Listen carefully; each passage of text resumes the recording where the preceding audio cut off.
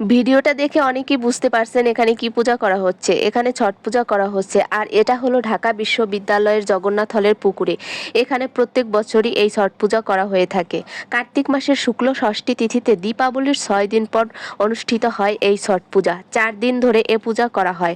ছট পূজা করা হয় মূলত সূর্যদেব ও তার পত্নী ছটি মায়ের পূজার উদ্দেশ্যে। কারণ ভক্তরা বিশ্বাস করেন সূর্যদেব আশীর্বাদ দিলে সংসারে সুখ, শান্তি, স্বাস্থ্য ও সমৃদ্ধি ফিরে আসে। এই পূজা মূলত মহিলারা করেন, তবে পুরুষরাও সমান ভক্তি নিয়ে পালন করতে পারেন।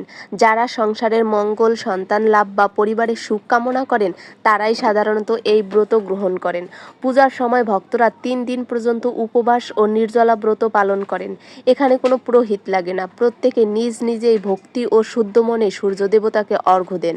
এই ভিডিওটা যাদের সামনে যাবে তারা ভিডিওটা শেয়ার করে সবাইকে দেখার সুযোগ করে দিবেন এবং কমেন্টে অবশ্যই জয় ছটি মা লিখে যাবেন।